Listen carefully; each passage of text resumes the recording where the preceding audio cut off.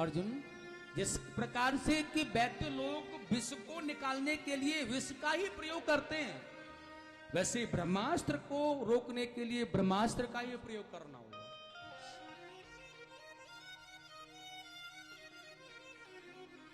और भगवान के इशारे से अर्जुन ने आज ब्रह्मास्त्र का प्रयोग किया है। आकाश मार्ग में, आकाश मंडल में दोनों शक्तियां आपस में लड़ने लगी।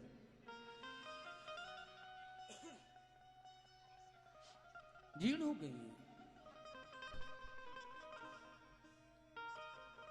लेकिन अश्वत्थामा को बांध करके आज डाल दिया गया द्रौपदी के चरणों में। एक बात तो सुनिएगा, यह भागवत भक्त कैसे होते हैं आपको देखने के लिए यहां पर मिलेगा। कौन होता है भागवत भक्त? किसे भागवत भक्त कह सकते हैं हम? कौन हो सकता है? और जब द्रौपदी के चरणों में डाल दिया अश्वत्थामा को, तुम्हारे ही पुत्रों को मारने वाला यह अपराधी है, अब बताओ क्या दंड दिया जाए इसे? अश्वत्थामा अपने पुत्रों का तो दुख द्रौपदी जी को है, लेकिन अश्वत्थामा को चरणों में पड़ा हुआ देखते हुए भी आज उस भक्त की आंखों में आंसू आ गए।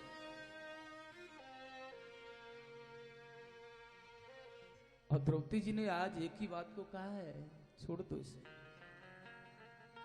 पांडव तो तिलमिला उठे हैं, हमारे पुत्रों को मारने वाला है प्रिय, और तुम कहती हो कि इसे छोड़ दिया जाए।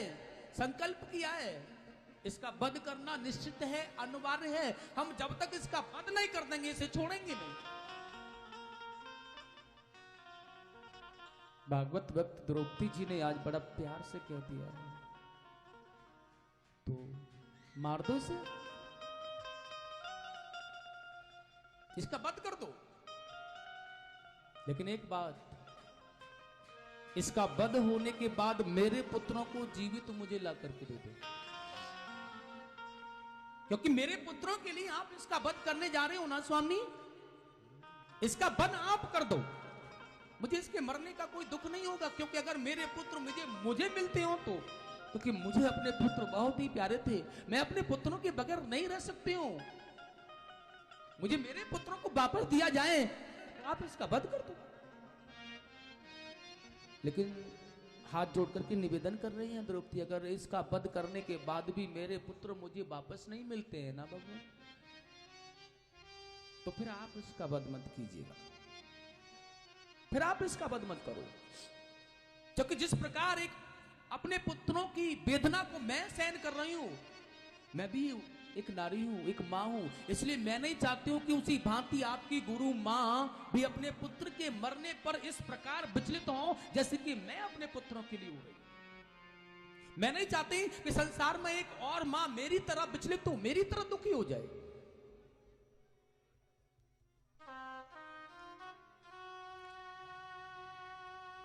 ठाकुर जी खड़े खड़े मुस्कुरा रहे।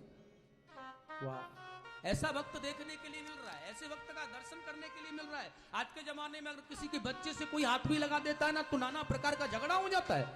और या तो 5 पुत्रों को मार देने वाला पापी खड़ा है, उसको बचाने के लिए द्रौपदी जी ने कितना सुंदर प्रयत्न कर दिया है। अगर आप इसका वध करना चाहते हैं तो कर डालो, मुझे कोई परवाह नहीं है, लेकिन इसका वध होने पर मेरे पुत्र मुझे मिल जाने चाहिए।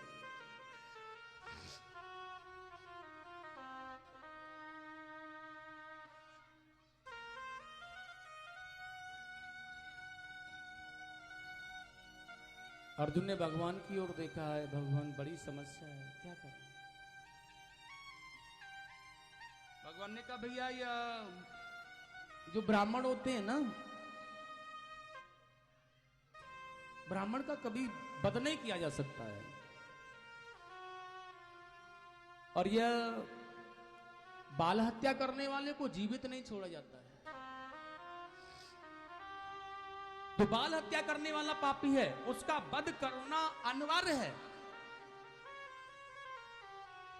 भगवान बड़ा प्यार से बोलते हैं और मुस्कुरा करके कह देते हैं, ब्राह्मण का कभी भी किसी परिस्थिति में वध नहीं किया जाता। अर्जुन तो घबरा गया, भगवान आप क्या कर रहे हैं, हमारी तो समझ में कुछ नहीं आ रहा है, क्योंकि अश्वत्थामा ब्राह्मण है, बाल हत्या करने वाला पापी है। लेकिन भगवान कृष्ण ने अर्जुन को इशारा किया है, समझाया है, ब्राह्मण का अपराध है। ब्राह्मण ने अगर अपराध किया है मृत्यु दंड, क्योंकि भैया ब्राह्मण का जानकर अनजाने में अगर कोई अपराध भी कर देता है वो पाप मृत्यु के समान होता है। अगर कोई भी ब्राह्मण का अपमान करता है तो उसे मृत्यु के बराबर ब्रह्म हत्या होने का पाप लगता है, जो कि किसी भी परिस्थिति में उसे शायद निकाला नहीं जा सकता।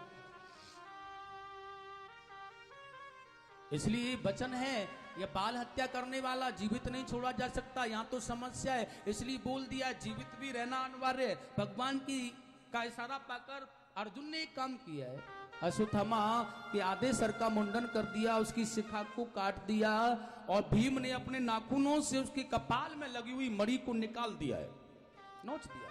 विकराल रूप अश्वत्थामा का है। ऐसे बहुत बड़ा अपमानित कर दिया गया, जैसे कि मृत्यु से भी बड़ा बढ़कर के इसे दंड दिया गया हो।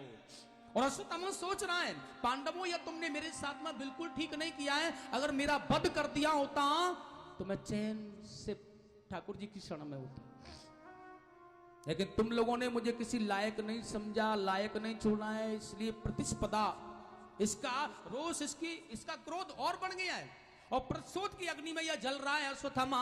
इसलिए मन में विचार कर रहा है पांडव वंश समाप्त हो गया है, मैंने सबका विध्वंस कर दिया, सबको मार डाला है। लेकिन सोचते सोचते युद्ध की रचना को देख रहा है। जिस समय धर्मराज युधिष्ठिर जी के पास में व्यूह को तोड़ने का संदेश आया और 7 महारथियों के द्वारा बनाया हुआ वह चक्रव्यूह, इस समय अर्जुन वहां नहीं थे। वह अर्जुन का पुत्र अभिमन्यु जिसे तोड़ने गया था और वह 7 महारथियों ने घेर करके जिस बालक अभिमन्यु का वध किया था, तो अभिमन्यु के मरने पर उसकी जो पत्नी थी उत्तरा, वह सती होने जा रही थी, लेकिन भगवान श्री कृष्ण ने आकर के उन्हें रोक लिया है,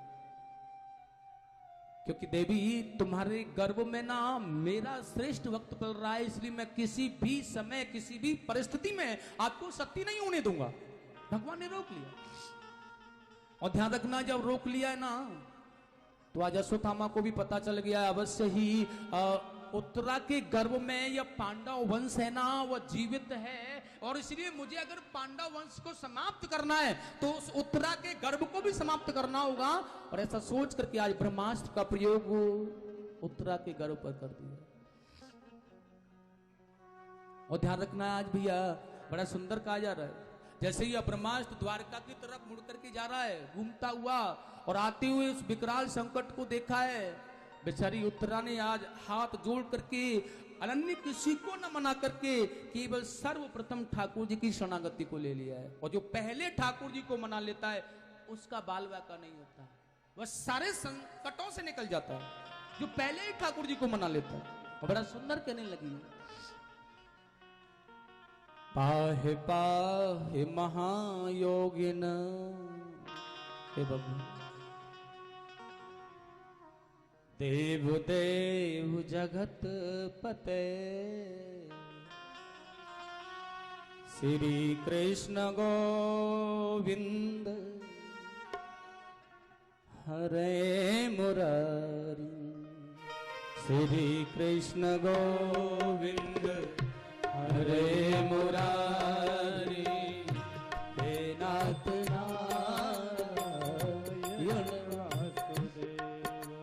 बहुत सुंदर मना रही है आज भगवान को। हे भगवान आओ आप आकर के आप मेरी रक्षा करो भगवान, बहुत बड़ा संकट है मेरे पास। भगवान गोविंद ने आकर के उत्तरा से पूछा, क्या प्राण चले जाने का भय लग रहा है आपको? उत्तरा ने कहा, नहीं भगवान मुझे प्राण जाने का भय नहीं है, मुझे भय है, दुख है तो इस बात का, जिस भक्त के लिए आपने मुझे सती होने से रोका था, आपका वही भक्त संकट में है। मैं इसलिए आपसे त्रायमाम निवेदन करती हूँ, मेरे प्राण जाते हैं तो चले जाएं भगवान, लेकिन आप अपने भक्त की सुरक्षा करें। और जब ऐसा सुना भगवान ने बड़ा सुंदर काम किया, कामम दाहुतम माम नाथम मामे गर्भो निपात्यामम, श्री कृष्ण गोविंद मुरारे, श्री कृष्ण गोविंद हरे मुरारे। ओम श्री कृष्ण गोविंद हरे मुरारे, हे नाथ नारायण वासुदेवा। श्री कृष्ण गोविंद हरे आप भी मनाओ भगवान को। मुरारे, हे नाथ नारायण आ जाओ गोपाल। वासुदेवा।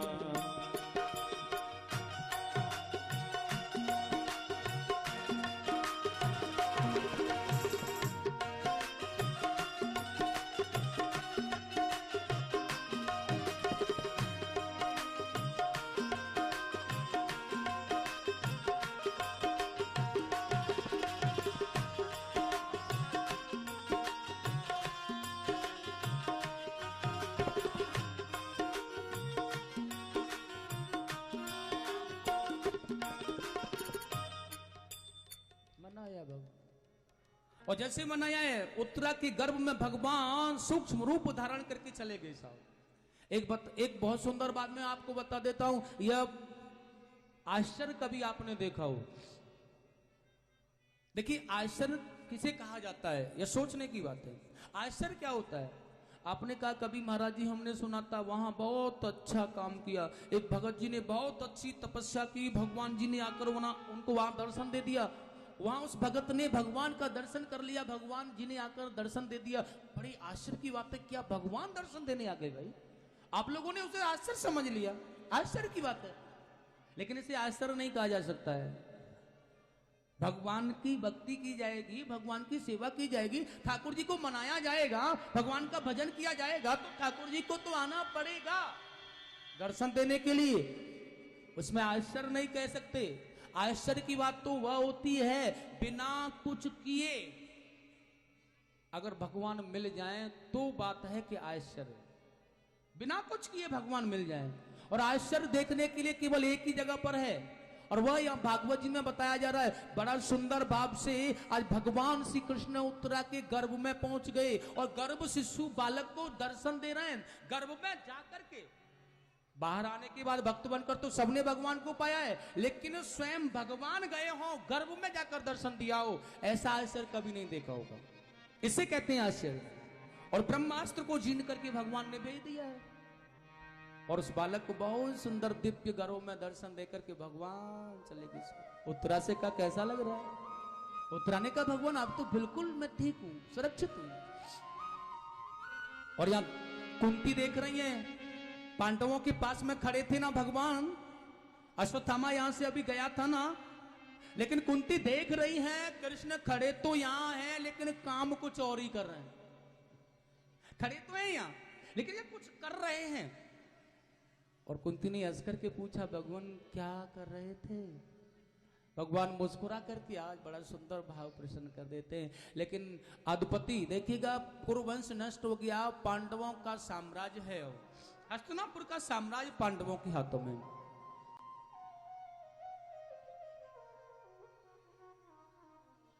अब तो चलना बनता है, भगवान को आए हुए बहुत समय हो गया, अपना भी देखना है। भगवान ने कहा भैया मैं द्वारका के लिए प्रस्थान करूंगा, तो न चाहते हुए भी सबने बोल दिया। बारी बारी से सबसे मिलते हुए आ रहे हैं भगवान, और कुंती के पास में जैसे ही आकर के भगवान खड़े हुए हैं, बुआ को प्रणाम किया है, मैं जाना चाहता हूं बुआ, मुझे आशीर्वाद दो। और उसी समय आज कुंती ने भगवान को बहुत अच्छी तरह से मनाया है।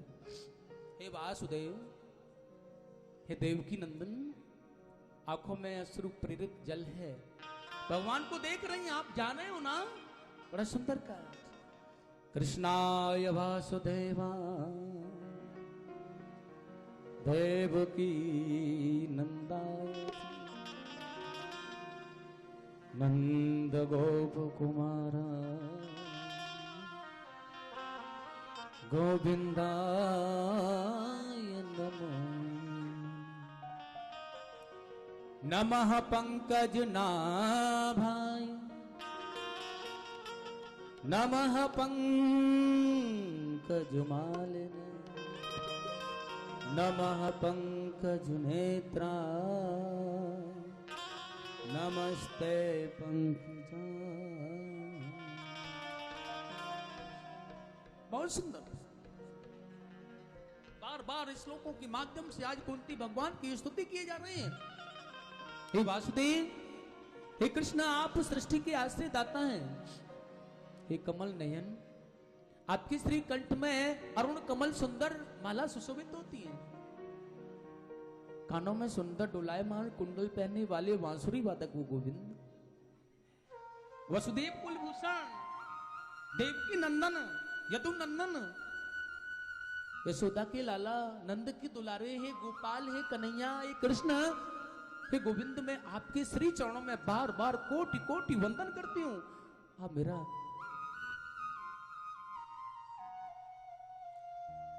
भगवान ने कहा आंखों में जल है, नम आंखें हैं। कुंती की स्तुति को सुनकर भगवान प्रसन्न हो गए। हुआ, आज तो मैं बहुत प्रसन्न हूँ, इतनी सुंदर स्तुति आपने की है मेरी। मेरा मन कहता है कि मैं आज सबसे दुनिया का श्रेष्ठ वरदान आपको दूं और मांगो। आज मैं इतना प्रसन्न हूं कि आप जो भी मांगोगी वही मैं आपको दूंगा। देखिएगा, देने वाला कैसा होना चाहिए और लेने वाला कैसा होना चाहिए, दोनों की ही बातें। देने वाला तो सर्वस्व देने वाला दे रहा है और लेने वाला भी सब कुछ लेकर के बैठ जाए, है? लेना कैसे? भगवान ने कहा मैं तुम्हें वरदान देना चाहता हूं। बुआ मांगिए, क्या मांगना चाहती हो? कुंती ने कहा वरदान देना चाहती हो ना मुझे? हाँ, तो पहले मुझे यह बता दो भगवान, जो मैं मांगूंगी मना तो नहीं करोगे आप? जो मैं मांगूंगी वही वरदान मुझे दिया जाएगा? भगवान ने कहा हाँ, जो भी मांगोगी। अब मेरे पास वैकुंठ का साम्राज्य है, इससे अधिक तो क्या मांगेंगे? जो भी मांगोगी वही दूंगा, सर्वस्व तुम्हें। कुंती ने कहा तो भगवान एक काम करो, मना मत करना। भगवान ने कहा नहीं, मैं वचन दे चुका हूं आपको, जो मांगोगी वही मैं आपको दूंगा आज। अच्छा, भगवान ने वरदान लेने से पहले वरदान को पूरा कर दिया है, ध्यान रखना है। वरदान को लेने से पहले पूरा कर दिया, या तो यहां पर किया है इस वरदान को पूरा, या उस समय भगवान राम ने उस पहले वरदान को पूरा होने से पहले दूसरे वरदान को पूर्ण किया है अयोध्या में।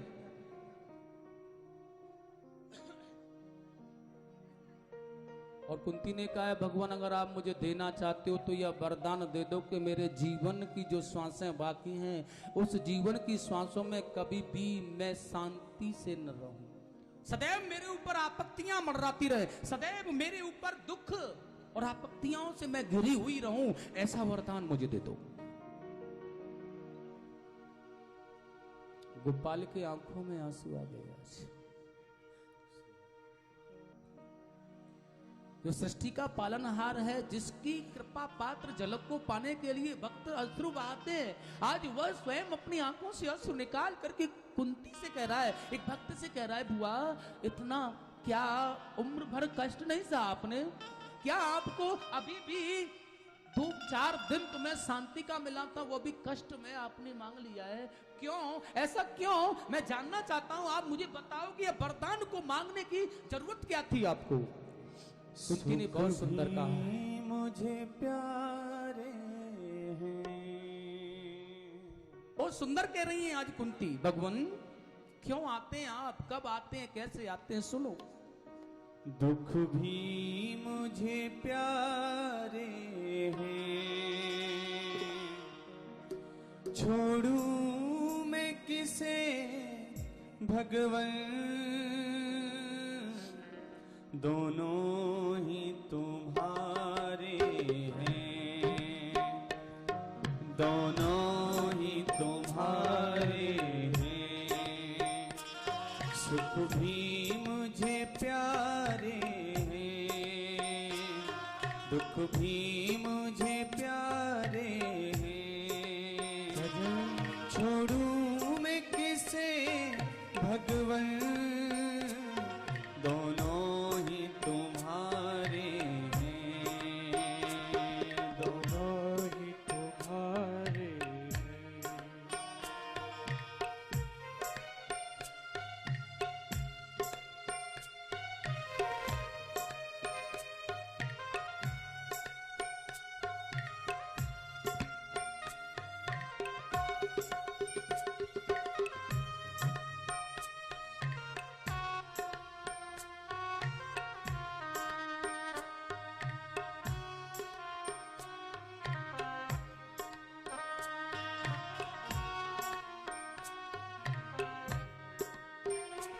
सुख दुख ही तो दुनिया की गाड़ी को चलाते हैं। सुख दुख ही तो दुनिया की गाड़ी को चलाते हैं। सुख दुख ही तो हम सबको इंसान बनाते हैं। सुख दुख ही तो हम सबको इंसान बनाते हैं। इंसान बनाते हैं। जीवन की नदियाँ के दोनों ही किनारे हैं। छोड़ूं मैं किसे भगवन, दोनों ही तुम्हारे हैं। दोनों ही तुम्हारे हैं।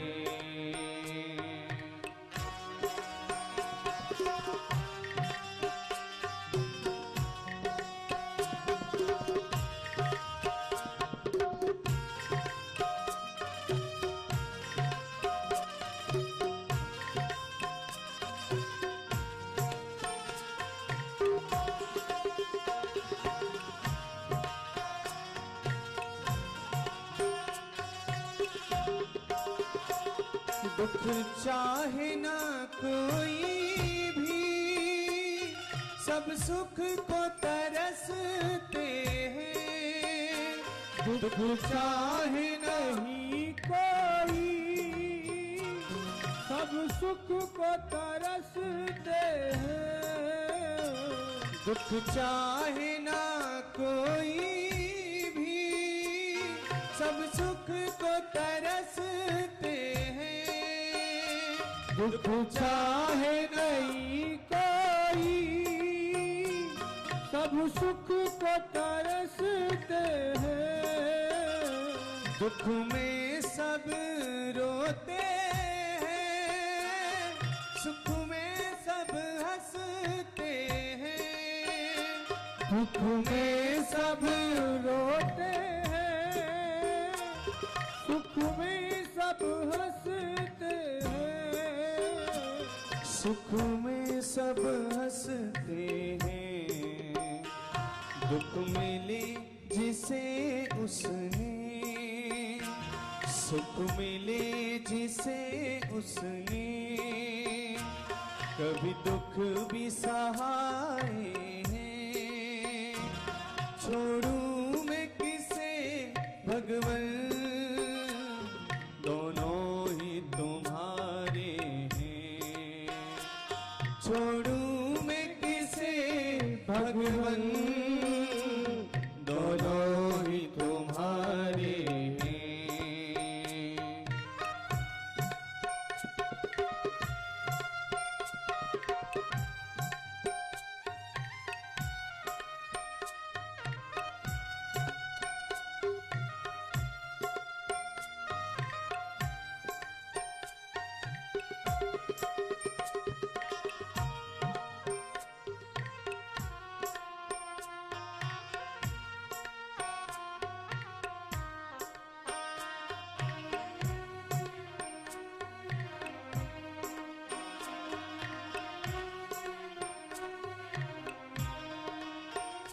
सुख में तेरा शुक्र करूं, दुख में फरियाद करूं। सुख में तेरा शुक्र करूं, दुख में फरियाद करूं। सुख में तेरा शुक्र करूं, दुख में फरियाद करूं। सुख में तेरा शुक्र करूं, दुख में फरियाद करूं। जिस हाल में तू राखे, उस हाल में याद करूं। जिस हाल में तू उस हाल में याद करूं, उस हाल में याद करूं, मैंने तो तेरे आगे दोनों हाथ पसारे हैं, मैंने तो तेरे आगे दोनों हाथ पसारे हैं, छोड़ूं मैं किसे भगवन, दोनों ही तुम्हारे हैं, छोड़ूं मैं किसे भगवन, दोनों ही तुम्हारे हैं, दोनों ही तुम्हारे हैं, दोनों ही तुम्हारे हैं।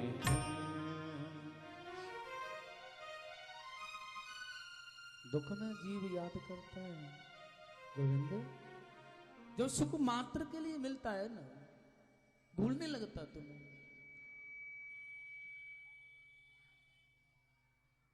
अगर आप दुख में दुखारी बन करके आकर के दुख का कष्टों का निवारण करते हो भगवान, तो फिर मैं चाहती हूं कि आप मेरे आंखों से दूर न जाएं।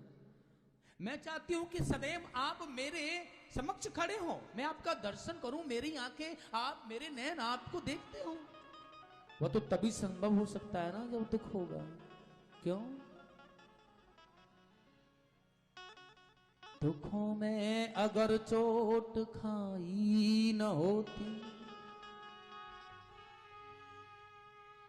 तुम्हारी प्रभु याद आई न होती।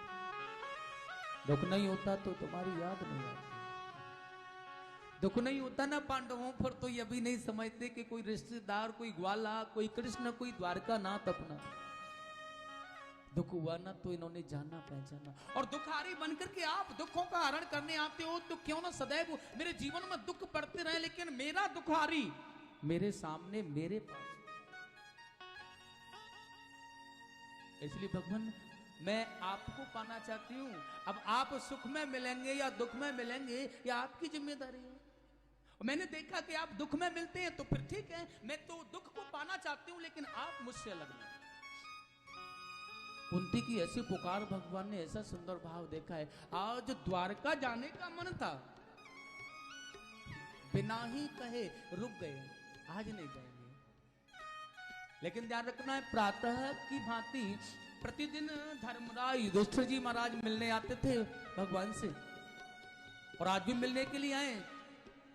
देखा है भगवान आंखें बंद करके ध्यान में लगे हुए, और ध्यान में लगे हुए हैं, आंखों से अश्रु बह रहा है।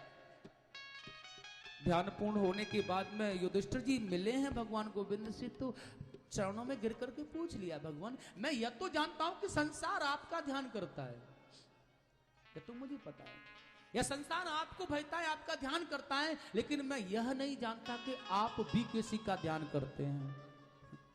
आप भी किसी का ध्यान करते हैं, यह मैं नहीं जानता हूं। इसलिए मैं जानना चाहता हूं, क्या आपको भी ध्यान करने की, भजन करने की आवश्यकता होती है? आप भी भजन करते हो, और करते हो तो किसका करते हो आप बताएंगे क्या? भगवान ने कहा, युधिष्ठिर जी महाराज रहने दो, नहीं बता दो आज मुझे, आप किसका भजन कर रहे थे भगवान, और भजन करते हुए किसके लिए रो रहे थे? भगवान ने कहा, धर्मराज युधिष्ठिर जी महाराज से, राजन मैं उसका भजन करता हूं जो मेरा भजन करता है।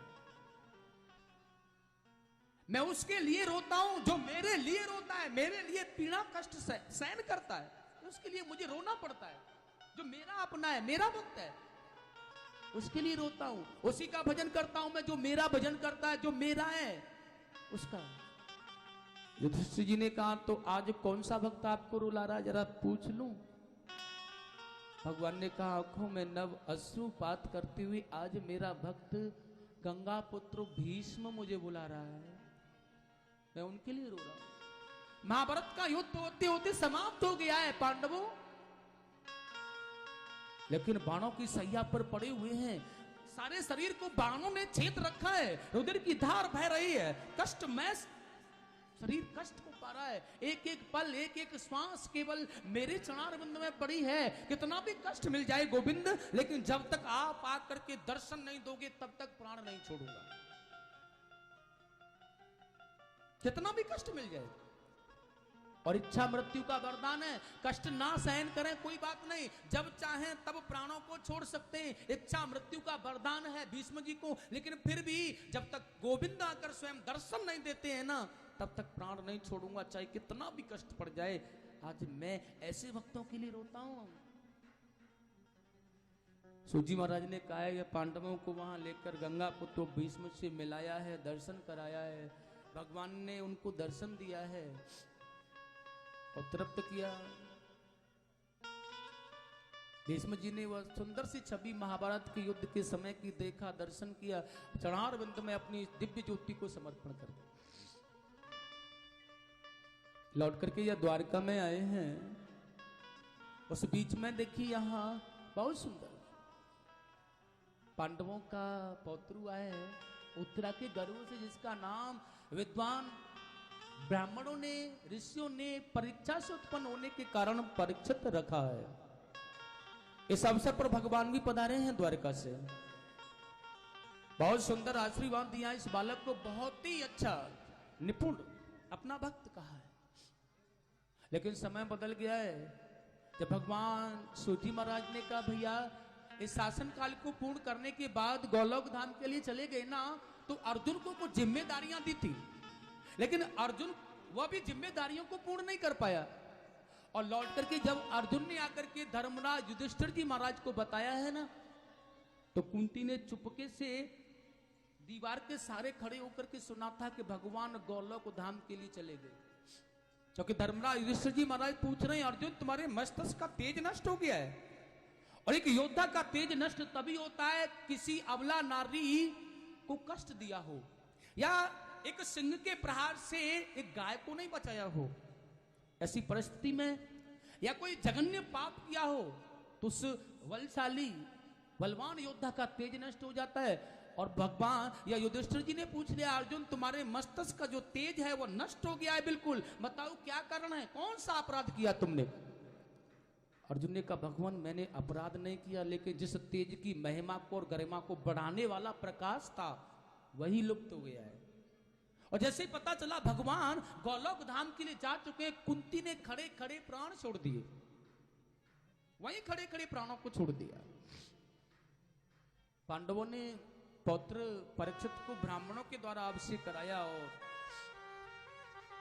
हिमालय की तरफ चले गए।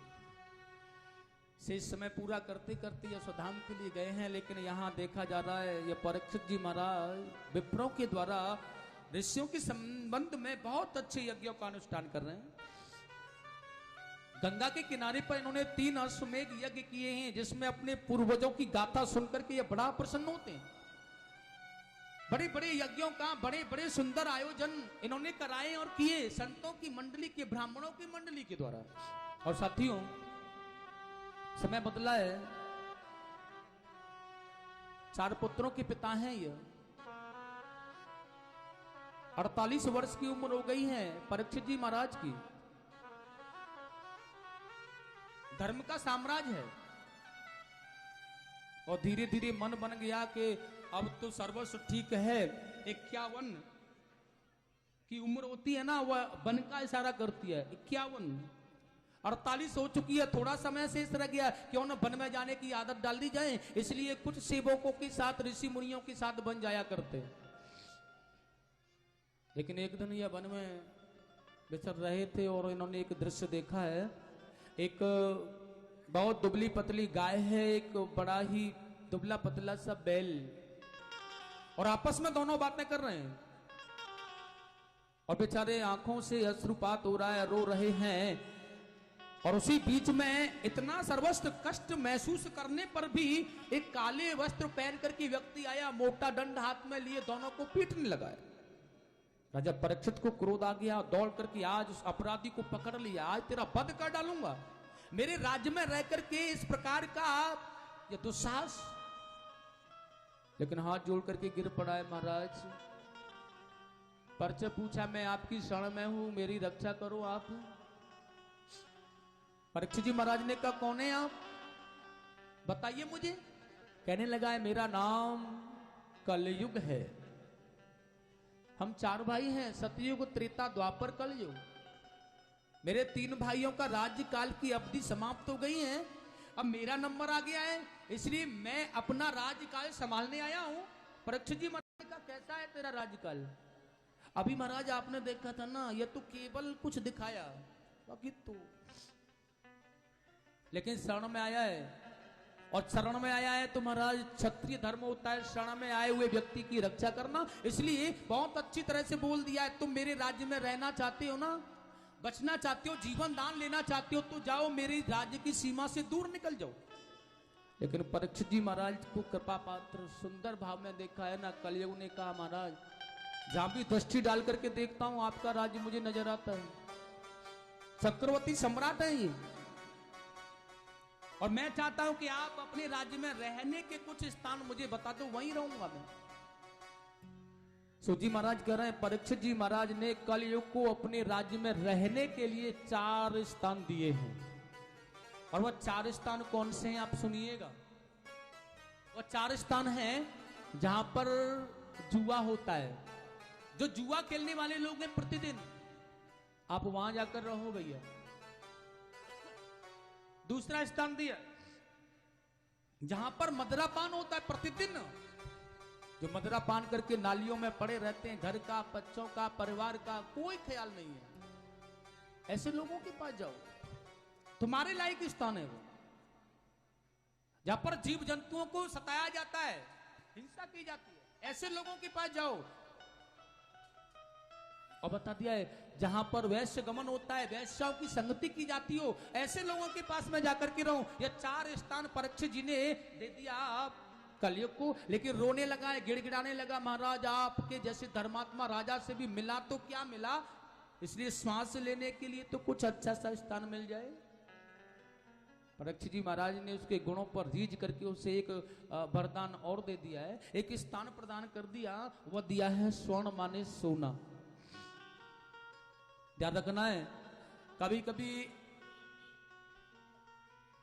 यहां पर भगवान कृष्ण ने अर्जुन से कहा है, उनकी विभूतियों में आया है ना, भगवान बता रहे हैं यह स्वर्ण है ना अर्जुन, यह स्वर्ण जैसे धातु में ना स्वयं श्री कृष्ण मेरा वास होता है, स्वयं अपना वास है, भगवान बता रहे हैं। अब जब ठाकुर जी का वास स्वर्ण माने सोने में है, और यहां परीक्षित जी ने कह दिया जाओ स्वर्ण में वास करो, तो यह तो गड़बड़ हो गया है। लेकिन विद्वानों का मत है, परीक्षित जी महाराज ने भी सोच करके कहा होगा शायद, जहां पर ठाकुर जी रहते हैं वहां कलयुग रह ही नहीं सकता है साहब, जहां ठाकुर जी हैं, इसलिए गणना की है परीक्षित जी ने जो वरदान दिया है उसकी, जहां पर जो अपनी मेहनत से ईमानदारी से कमाया हुआ स्वर्ण होता है ना, वहां मेरे ठाकुर जी वास करते हैं, और जहां 2 नंबर से नाना प्रकार चोरी से, बल से, छल से लाया हुआ सोना होता है, उसमें कलयुग रहता है। इसीलिए कहा जाता है स्वर्ण को सोना खोना भी अच्छी बात नहीं और पाना भी अच्छी बात नहीं। अब तो बड़ा सुंदर भाव है, परीक्षित जी महाराज ने वो दे दिया, बेचारा साथ में चलने लगा है, मौके की बस तैयारी है।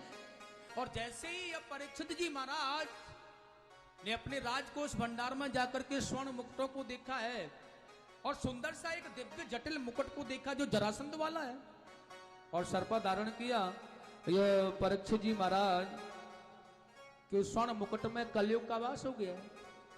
और जब कलयुग का वास हो गया महाराज, तो कभी न शिकार खेलने वाले राजा आज शिकार खेलने के लिए चले गए, और कुछ सेवकों को लेकर के शिकार के लिए जब ये निकले थे तो वहां कोई भी शिकार इनको नहीं मिला है। सेवक गण भटक गए, अश्व मार्ग भूल गया, नाना प्रकार से परेशान, भूख प्यास सताने लगी, संध्या हो गई, लेकिन कोई भी शिकार नहीं मिली, बड़ी परेशानी में पड़ गए। लौट करके आ रहे थे, भूख प्यास इतनी सता रही थी कि रहा नहीं जाता है। संध्या के समय पर आज समीक मुनि का आश्रम मिला, वहां पर बैठे ही संत महामुनियों को देखा गया है। बड़े सुंदर भाव से बैठे हैं, ध्यान मुद्रा है। राजा के आने पर, सम्राट के आने पर कोई सम्मान नहीं हुआ, और यह सोच करके आज एक मृतक सर्प को उनके गले में डाल दिया। लेकिन यहाँ लौट करके आए हैं, अपना मुकुट उतारा है, वह कलयुग का प्रभाव हटा, बड़ा पश्चाताप कर रहे हैं। लेकिन यहाँ समीक पुत्र श्रृंगी ऋषि ने श्राप दे दिया है आज हाथ में जल लेकर के, जिसने भी यह जघन्य अपराध किया है, जब देखा योग शक्ति के द्वारा तो बता दिया। राजन, जब से यह भगवान गोलोक धाम के लिए गए ना, तब से तुम राजा लोगों ने हमें बलहीन समझ लिया है, इसलिए मैं तुम्हें अपना बल दिखाता हूं। और अंजलि में जल लेकर के बड़ा सुंदर श्राप दे दिया है। राजा परीक्षित को श्राप मिला है, सप्तम दिवस की अवधि में यह तक्षक सर्प को मेरे पिताजी के गले में डाला है ना, इसी सर्प के द्वारा, तक्षक सर्प के द्वारा तुम्हारा वध होगा। इतिलग्तम यादम तक्षक सप्तमे हनि दक्षयति स्मांकुलांगरम योदितो में तद। सातवें दिन आकर के तक्षक सर्प डस लेगा, ऐसा श्राप राजा परीक्षित को लगा। मामुन्नी समीक को पता चला पुत्र के द्वारा इतना अपराध, यह महाराज, क्योंकि धर्मात्मा राजा जब होते हैं, हमारे राज्य करने वाले, तो हमें धर्म की नीतियां सीखने के लिए मिलती हैं, धर्म मिलता है। क्योंकि जैसा शासन काल होगा जैसी प्रजा होगी, जैसा राजा होगा वैसी प्रजा होगी। बिल्कुल सही। और जिस राजा को अपनी प्रजा प्राणों के समान नहीं होती, वह राजा नरक का गामी होता है।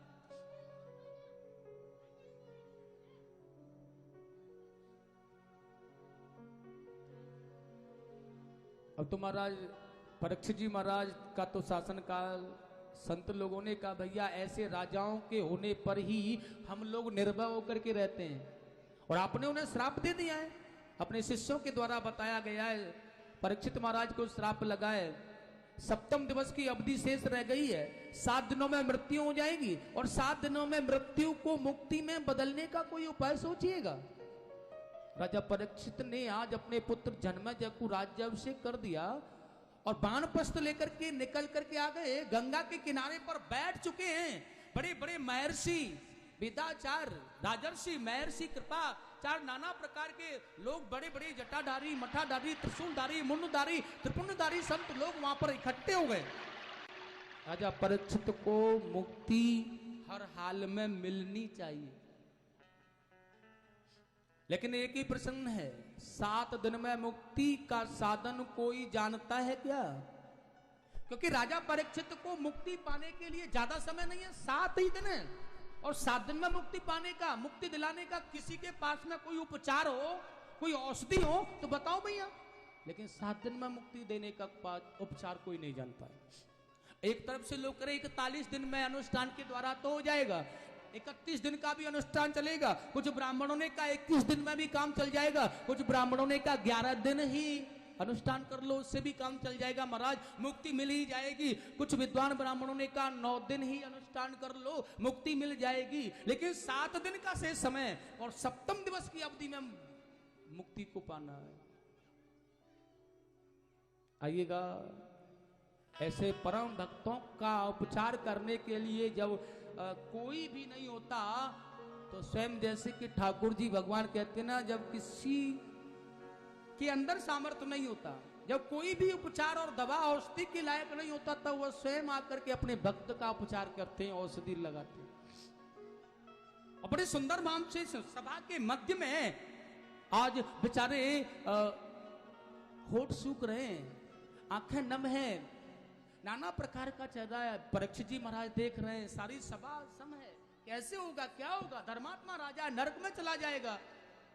लेकिन उसी समय एक बहुत सुंदर से दिव्य स्वरूप धारण करने वाले तरुण अवस्था में, जिनकी अवस्था की गणना की जाए तो 16 वर्ष की होगी, मस्तक पर तेज ऐसा लग रहा है जैसे कि सूर्यदेव सामने से चल करके आ रहे हैं। ऐसे अवधूत श्रेष्ठ ब्राह्मण देवता आकर के यहाँ पर प्रकट हो गए हैं। राजा परीक्षित ने जान लिया यही मेरा कल्याण करने आए हैं। और मन में धारण कर लिया है, इन्हीं के द्वारा मेरा कल्याण निश्चित है। और ऐसा सोच करके उनके चरणों को धो करके चरणामृत पान किया और कुछ ऊंचा स्थान दे करके बिठाला उनको, और बिठाल करके बहुत सुंदर बात, बहुत सुंदर स्तुति। आइएगा आप लोग सभी प्यार से भगवान की स्तुति करेंगे। हर की कथा सुनाने वाले हे भगवान, आप ही देवों में देव हैं, आप हमारा कल्याण करना चाहते हैं हजार। हर की कथा सुनाने वाले, हमको मुक्ति दिलाने वाले, तुमको लाखों प्रणाम, तुमको लाखों प्रणाम, तुमको लाखों प्रणाम, तुमको लाखों प्रणाम।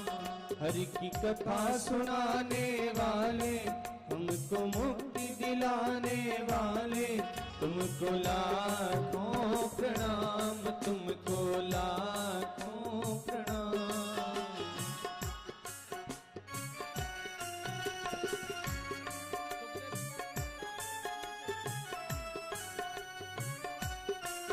श्री राम है हो। कल्याण करने वाले परम श्रद्धेय आदरणीय सुखदेव जी महाराज का आगमन हो गया इस सभा मध्य में, जो कि केवल 7 ही दिनों में हर परीक्षित का उद्धार करेंगे, केवल 7 दिनों में। आइएगा जोर से तालियां बजा करके प्रेम से मनाएंगे सुखदेव भगवान।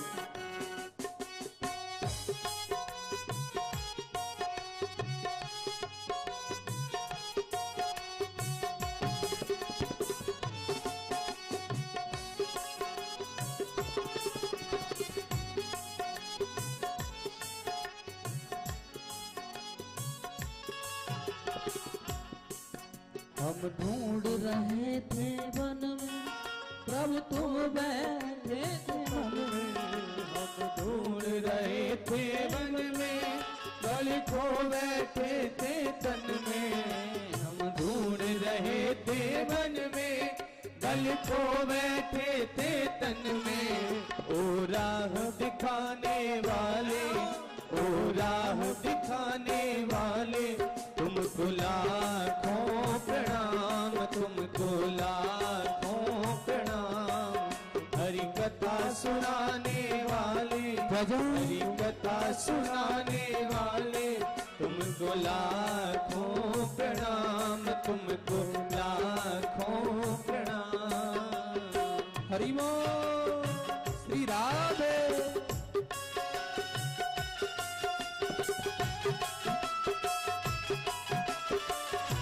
तालियों की सेवा करते हुए